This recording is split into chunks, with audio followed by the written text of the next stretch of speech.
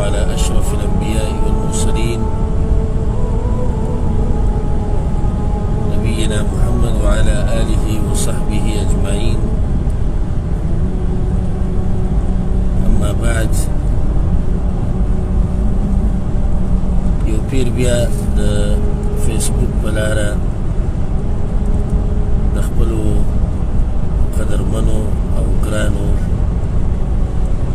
مینوالو او ورونو خویندو ته مخامخ کېږم د یو مختصر نصیحت دپاره. هغه نصیحت په دې موقع باندې چې موږ د الله په توفیق سره په یو دعوتي سفر کې روان یو.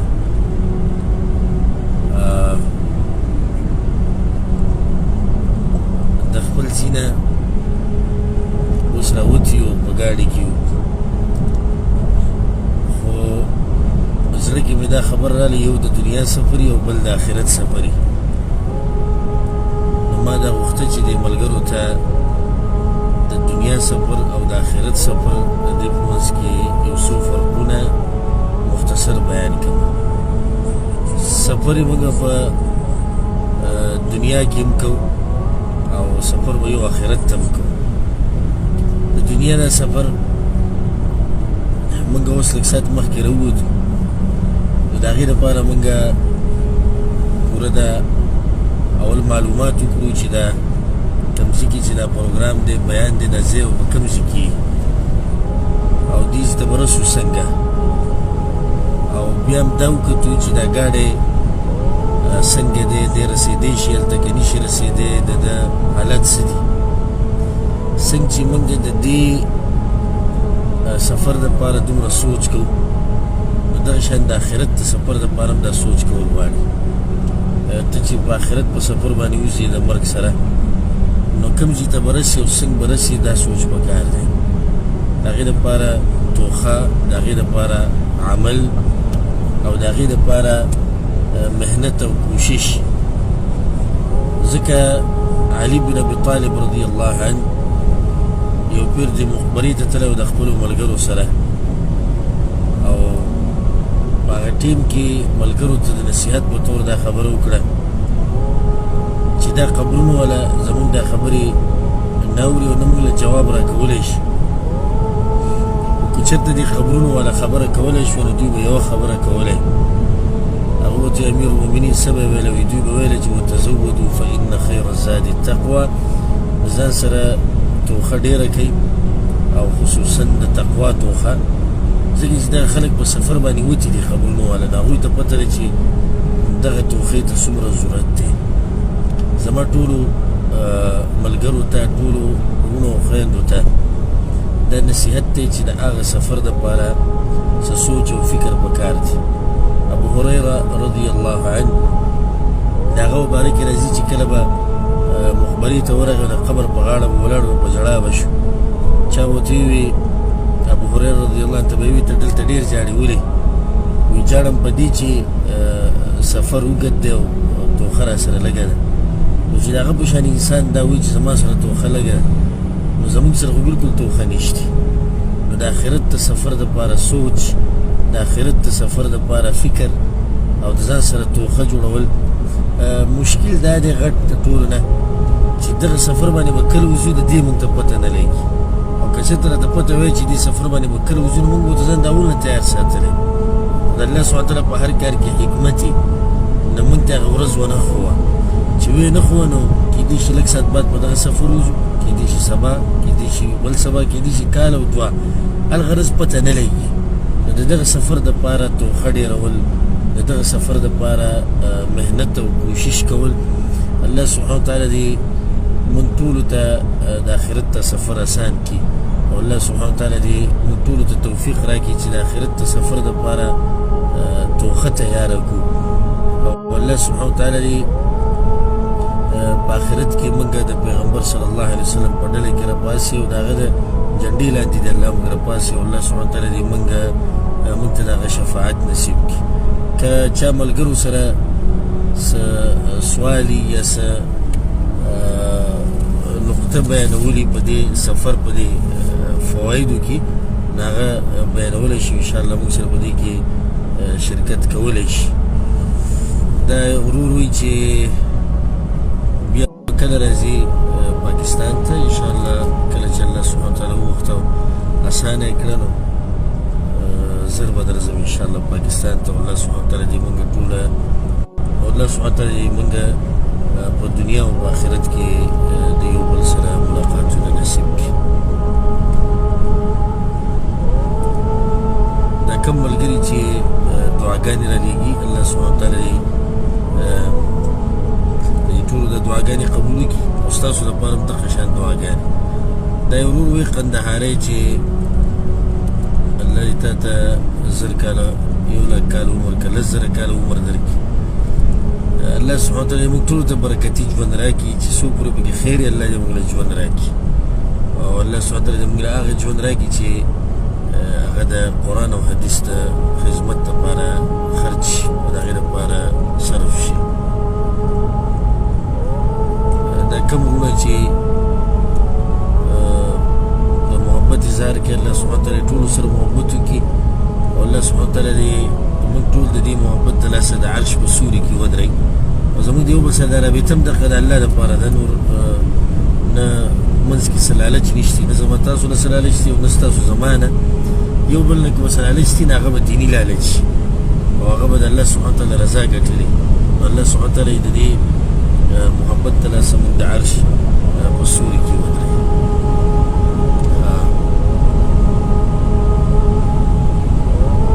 دا یو ورور وایي چې زه عمرې له ځم او ما سره د چا قرض پیسې دي نو په دې باندې عمره کولی شم او که نه که تا سره داسې پیسې چا در داسې قرض درکړی چې د هغې نیټه ته یې ښودي چې دا به له دومره وخت بعد درکومه او تا ته پته چې دا بیا زه واپس ورکولی شم په ځان دې اعتماد هېڅ خبر نه په دغه پیسو باندې عمره کولی شو. که هغه یې درنه غواړي او تا سره نورې پیسې نه وي او دا هم دغه پیسې د هغه خپل قرض واپس غواړي نو بیا د هغه دا قرض ورکه او عمره بیا به تا باندې لازم نه ده. او کله چې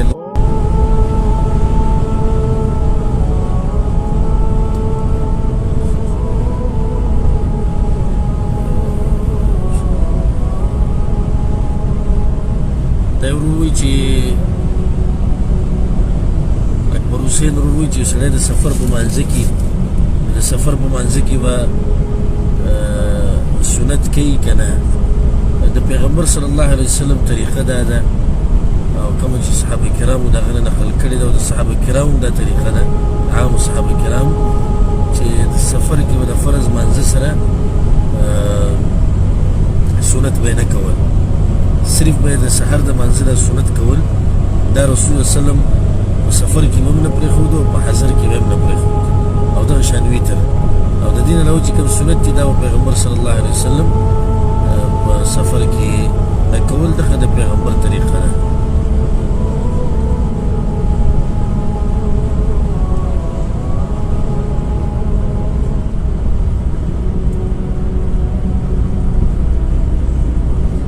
د عبدالوارث ورور وایي چې افغانستان ته هم راشئ انشاءالله الله سبحانه وتعالی دې اسانه کړي او الله دې څه طریقه جوړه کړي انشاءالله ضرور به درځم او د افغانستان والا سره زموږ خاص محبت دی. الله سبحانه وتعالی په افغانستان باندې خپل خاص رحم وکړي او الله دلته امن او امان راولي.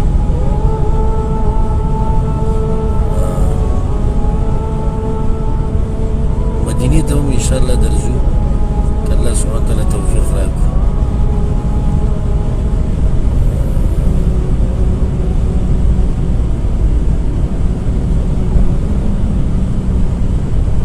دا ابراهیم ورور تپوس کوي چې د قرآن کریم ثواب بل چا ته بخلی شي او که نه صحیح خبره ده چې په دې باندې څه دلیل نشته.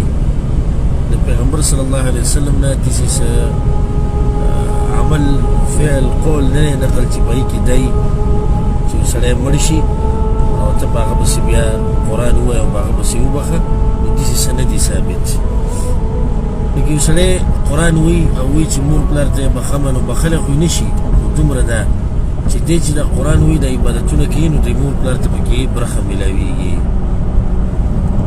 دا ډېر ملګري نمبر غواړي زما نمبر که زه در وکړمه نو اکثر یې نه اوچتومه نو فایده به دومره غټه نه وي.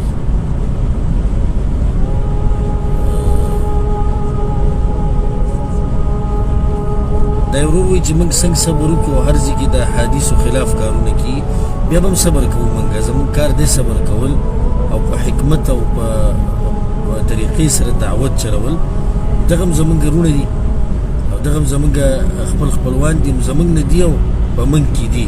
په دومره نه چې په دې مسله نه دي پوه شي او په دې مسله نه دي رسېدلي، نو د هغې د لاسه به موږ د هغوی سره چې دی نه دشمني نه کوو، نه به دعوت په داسې طریقه کوو چې دشمنان ډېر کړو، بلکې موږ به د قرآن او حدیث طرف ته خلک رابولو په حکمت سره او په ښو اخلاقو سره.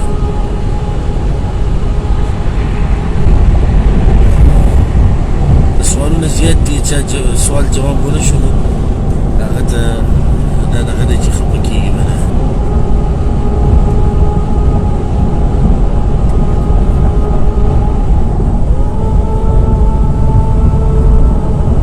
دا ورور وایي چې واپس به کله راځي، انشاءالله نږدې وخت کې به واپس راځو انشاءالله.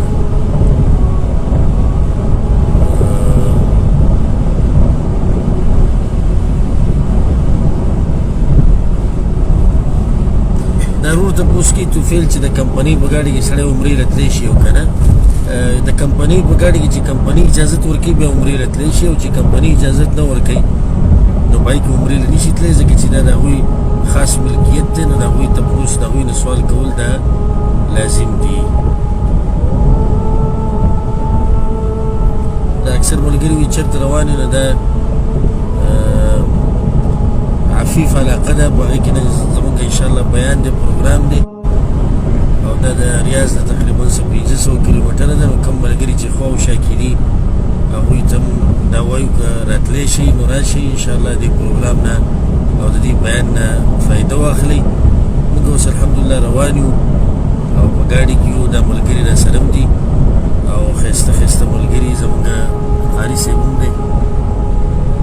دا هغه قاري صاحب دی تاسو ته چې تجوید ښایي، ابو زید صاحب دی موږ سره روان دی په دې مبارک سفر کې، او زموږ د دې سفر زینت دی. او دا زموږ ورور اسماعیل صاحب دی، زموږ د دې سفر کې د ګاډي ذمهواري د ده ده. الله سبحانه تعالی دې د په ژوند کې برکت واچي او الله سبحانه تعالی ستاسو ټولو حفاظت وکړي، او انشاءالله بیا به زه ته بل پیر ملاقات کوو. سوالونه ډېر زیات دي او اوس ناممکنه ده چې دې ټولو سوالونو جوابات وکړو. نو صرف مقصد دغه و چې یو پیر تاسو سره مخامخ شو، ډېر وخت داسې پروګرام نه و شوی.